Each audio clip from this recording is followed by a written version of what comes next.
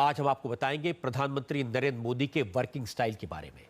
हमारे पास प्रधानमंत्री नरेंद्र मोदी के बारे में, उनके वर्किंग पैटर्न के बारे में, प्रधानमंत्री के घर के बारे में कई सारी एक्सक्लूसिव जानकारियां हैं। ऐसी जानकारियां जो अभी तक सामने नहीं आई हैं, ऐसी बातें जो अब तक लोगों को मालूम नहीं है। वैसे नरेंद्र मोदी के घर से और दफ्तर से ज्यादा जानकारी बाहर नहीं निकलती, लेकिन आज हम आपको बताएंगे नरेंद्र मोदी के स्टाफ के बारे में, उनके खर्चों के बारे में। पहली बात यह कि प्रधानमंत्री बनने के बाद नरेंद्र मोदी ने अपने घर पर, दफ्तर में और सिक्योरिटी में आज भी वही लोग हैं जो मनमोहन सिंह के स्टाफ में थे। नरेंद्र मोदी ने जब अपने नए घर 7 RCR में शिफ्ट किया तो उन्होंने स्टाफ नहीं बदला। इंटरेस्टिंग बात यह है कि आमतौर पर नए प्रधानमंत्री न केवल घर का पूरा स्टाफ बदलते हैं, बल्कि सिक्योरिटी देने वाली एसपीजी का स्टाफ पूरी तरह बदल देते हैं। एसपीजी के लोगों को बदलने के पीछे वजह यह होती है कि प्रधानमंत्री की कोई भी बात या कोई भी मूवमेंट लीक ना हो, किसी को पता न चले। लेकिन प्रधानमंत्री मोदी के सिक्योरिटी में अब भी वही अफसर हैं जो मनमोहन सिंह के साथ थे। नरेंद्र मोदी ने पीएमओ में सेकंड लेवल की ब्यूरोक्रेसी में भी कोई बदलाव नहीं किया है। अफसर वही हैं जो पिछले पीएम मनमोहन सिंह के साथ थे। यहां तक कि प्रधानमंत्री मोदी ने कैबिनेट सेक्रेटरी को भी एक्सटेंशन देकर बनाए रखा।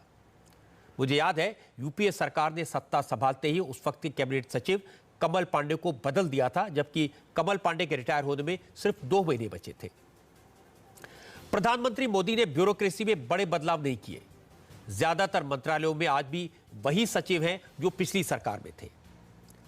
एक और बात यह सामने आई कि अपने 10 साल के शासनकाल में मनमोहन सिंह ने प्रधानमंत्री के तौर पर सारे सचिवों के साथ एक साथ बुलाकर कभी भी एक बार भी मीटिंग नहीं की। लेकिन मोदी ने प्रधानमंत्री बनते ही सारे विभागों के सचिवों की मीटिंग बुलाई, उनसे लंबी बात की और उन्हें अपना फोन नंबर तक दे दिया। असल में नरेंद्र मोदी के वर्किंग स्टाइल को अब तक उनके अपने लोग भी नहीं समझ पाए। बहुत सारे मंत्री प्राइवेटली ये शिकायत करते हैं कि नई सरकार में पिछली सरकार के अफसर हैं, पिछली सरकार का स्टाफ है, पता ही नहीं चलता कि सरकार बदली है।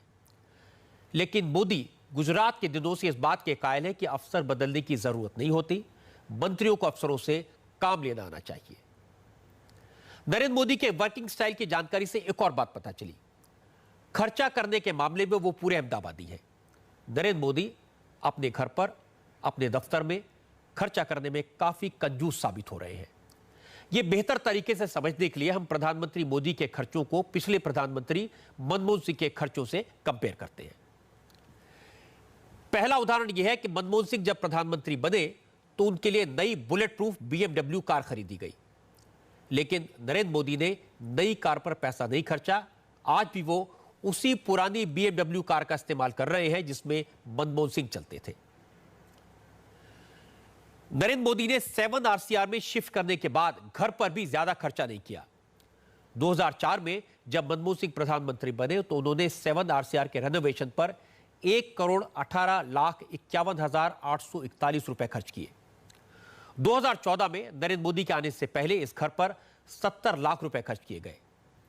नोट करने की बात यह कि नरेंद्र मोदी ने न फर्नीचर बदला, न पर्दे बदले, न पेंटिंग बदली।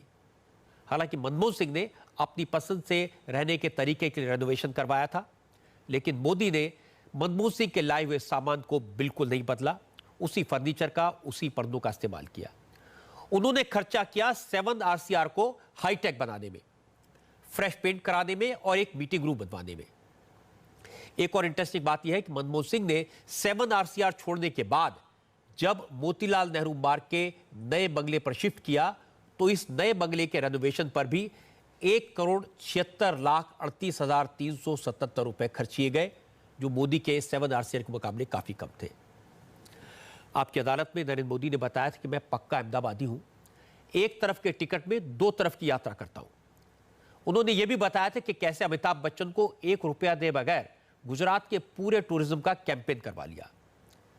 अब भी वो न कार पर खर्चा कर रहे हैं, न घर को डेकोरेट करने में। वैसे नरेंद्र मोदी खाने पीने पर भी ज्यादा खर्चा नहीं करते, लेकिन ये लाइफस्टाइल नरेंद्र मोदी की आदत है। वो आरएसएस के प्रचारक थे, तब से खर्चे बचाना और कम पैसे में काम चलाना उन्होंने सीख लिया। अब तक जो हमने खर्चे आपको बताया ये स्थायी खर्चे थे, परमानेंट खर्चे थे।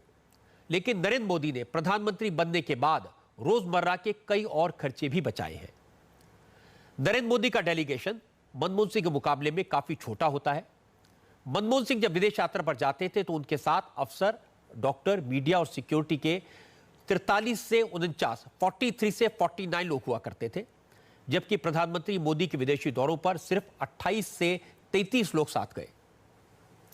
मनमोहन सिंह ने 2014 में भारत के अंदर जो घरेलू दौरे किए, उस समय उनके साथ 23 से 41 लोग होते थे। मोदी के डोमेस्टिक टूर्स में उनके साथ 21 से लेकर 31 तक लोग उनके साथ गए। बहुत से लोगों की यह शिकायत है कि मोदी जब विदेश पर जाते हैं तो अपने ज्यादातर लोगों को साथ नहीं ले जाते। आमतौर पर प्राइम मिनिस्टर के स्टाफ की और मंत्रियों की ख्वाहिश होती है कि वो प्राइम मिनिस्टर के प्लेन में जाएं, उनकी हवा बनेगी। लेकिन मोदी का स्टाइल अलग है, वो काम से काम रखते हैं। इसलिए मीडिया को भी शिकायत है कि वो अपने साथ सिर्फ दूरदर्शन और एजेंसी के पत्रकारों को ले जाते हैं। असल में मीडिया को, पत्रकारों को साथ ले जाने की परंपरा पंडित नेहरू के जमाने से थी, लेकिन मोदी ने इसे खत्म कर दिया। अब आपको बताते हैं कि मनमोहन सिंह और नरेंद्र मोदी के काम करने के स्टाइल में क्या फर्क है। मनमोहन सिंह प्रधानमंत्री के तौर पर ज्यादातर वक्त 7 RCR में बने ऑफिस से काम करते थे, जबकि नरेंद्र मोदी अपने घर पर कम रहते हैं। हमने जब जानकारी निकाली तो पता चला कि 26 मई से लेकर 13 अगस्त तक 80 दिन में मोदी ने कुल 781 घंटे काम किया। मतलब ये कि हर दिन करीब 10 घंटे की ऑफिशियल ड्यूटी। इसके अलावा रिकॉर्ड बताते हैं कि नरेंद्र मोदी 4 घंटे एक्स्ट्रा काम करते हैं, यानी हर रोज उन्होंने 14 घंटे काम किया। नरेंद्र मोदी अपने आप को देश का मजदूर नंबर 1 कहते हैं। लाल किले से भी उन्होंने अपने आप को प्रधान सेवक कहा था। अच्छी बात है कि वो इसे करके भी दिखा रहे हैं। उनके साथ ही अमित शाह कहते हैं कि मोदी न सोते हैं न सोने देते हैं। मोदी के विरोधी भी मानते हैं कि नरेंद्र मोदी और उनकी सरकार के मंत्री दिन रात काम में जुटे रहते हैं। मुसीबत उन सरकारी अफसरों की है जिन्हें काम न करने की आदत पड़ गई थी। अब सरकारी दफ्तरों में बायोमेट्रिक सिस्टम लगाया जाएगा ताकि हर कर्मचारी का आने जाने का टाइम रिकॉर्ड पर आ जाए। जो लोग जनता के पैसे पर रहते हैं उनके काम की अकाउंटेबिलिटी होनी चाहिए। अच्छी बात यह है कि इसकी शुरुआत खुद प्रधानमंत्री से हो रही है।